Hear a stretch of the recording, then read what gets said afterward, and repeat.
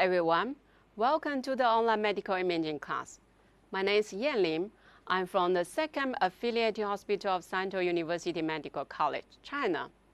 I'm the course director for this online medical imaging.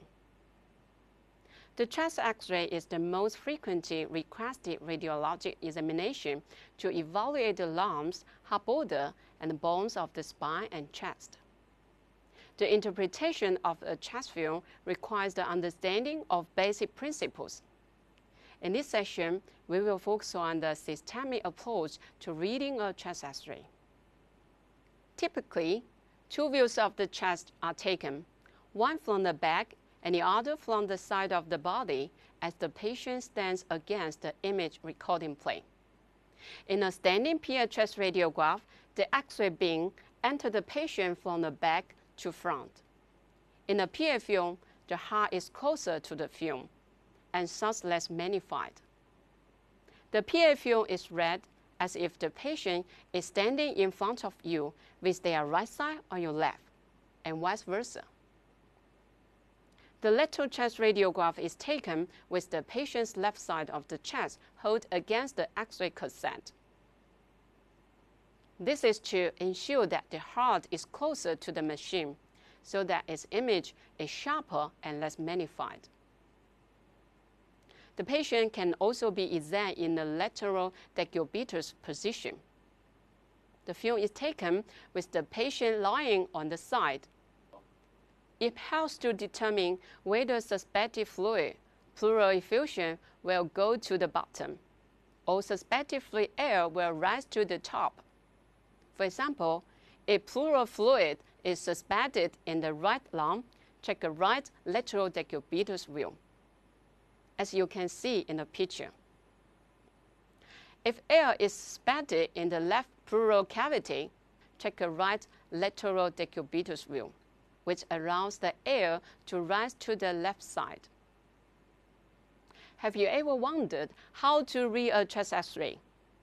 Here is a quick and easy approach that you can follow. But before we do so, we must briefly understand the patient's medical history. Step 1. Making initial checks, including patient's name and the dates of the radiograph. If the patient has had previous chest X-ray, always compare them with the current one. For example, a mass that has become bigger over 3 months is more significant than one that has enlarged over 3 years. Step 2. Assessing the film quality. Without this step, you may make an incorrect diagnosis. The factors to evaluate the quality of chest X-ray are inspiration, penetration, and rotation. For a standard chest X-ray film, about 9 to 10 posterior ribs are visible, indicating an excellent inspiration. The thoracic intervertebral disc space is just visible, indicating proper exposure. And the spinal process of the vertebral body is equidistant from the clavicular head, indicating no rotation. Let's start to evaluate the quality of the chest X-ray. 10 posterior ribs can be seen. You should be able to just see the thoracic intervertebral disc space. The spinal process of the vertebral body is equidistant from the clavicular head. Therefore, this is a well-taken chest X-ray. Here, I have a question. How can we tell the difference between the anterior and the posterior ribs? Let's take the fixed rib as an example. As you can see, the posterior rib runs more or less horizontally, and the anterior rib runs downward obliquely. The patient should be examined in full inspiration. This greatly helps the radiologist to determine if there are intrapulmonary abnormalities. A patient can appear to have a very abnormal chest if the film is taken during expiration. Look at the image on your left. The loss of the right heart border silhouette will lead you to the diagnosis of possible pneumonia.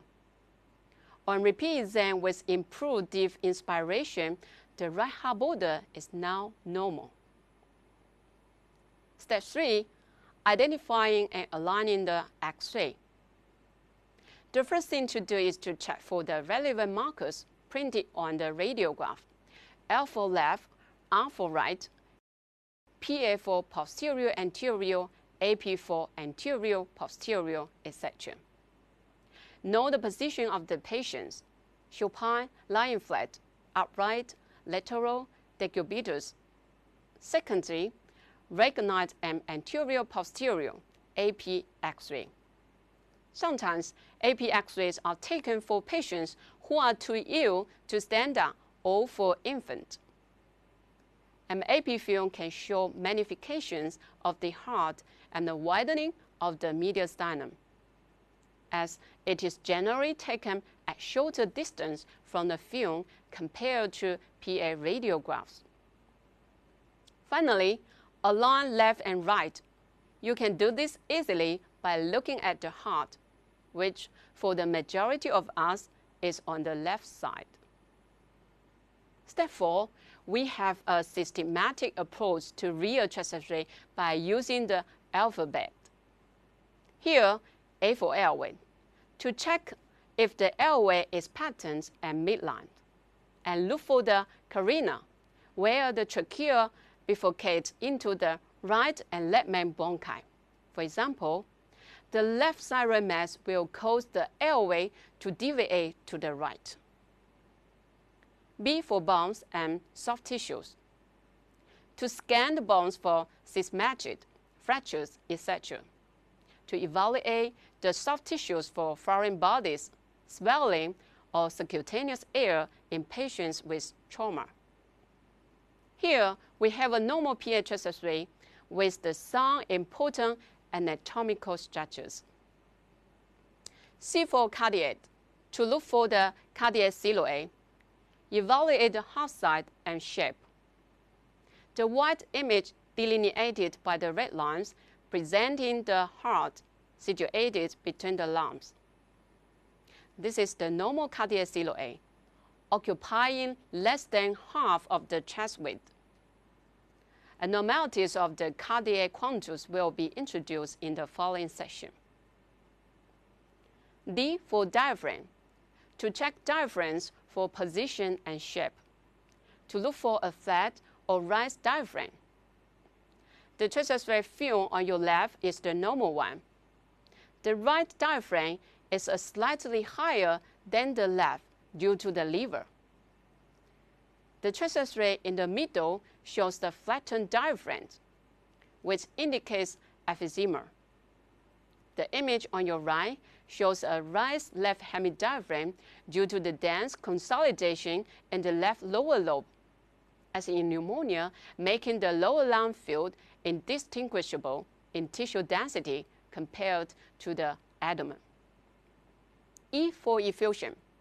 Always check the costal flange angles for sharpness. Red arrow on your left and bounty angles may indicate infusion. It takes about 300 to 500 milliliters of fluid to blunt the costal flange angle. The image on your right shows the bilateral effusion with meniscus sign, marked by red line. F for field of the lungs, to check the lung field for vascular markings, any infiltrations, masses, consolidation, air bronchogrand, and pneumothorax. If fluid, blood, mucus, or tumor fills the air cells, the lungs will appear radial dense, bright, with less visible interstitial markings. The image in the middle shows an ill-defined opacity in the right upper lobe, and the right one depicted atelectasis, collapse in the right upper lobe. G for gray vessels, to check the aortic side and shape and the outlines of pulmonary vessels. The aortic knob can be clearly seen. The image in the middle shows an enlargement of the aortic knob, indicating an aortic aneurysm. and the image on your right shows pulmonary trunk dilation resulting from atrial septal defect. It is a kind of congenital heart disease which we will discuss later. As for hilum and mediastinum, to look for nodes and masses in both hilum, to check for widening of the mediastinum. On the frontal view, most of the hilar shadows represent the pulmonary arteries, and the left pulmonary artery is always more superior than the right one, making the left hilum higher. The chest X-ray in the middle shows enlarged hilum and the mass on the right of the trachea, red arrow. This is a case of sarcoidosis associated with enlarged hilum and paratracheal lymph nodes. In children, be careful not to mistake the thymus for a mass. The thymus is seen as a triangular cell. We can call it as thymic cell thyme, which is frequently towards the right of the mediastinum, right here. That's all for this session. Why do you have to know all this? Because so that you can one day say, trust me, I'm your doctor. Never stop looking. Carry on with your systematic approach.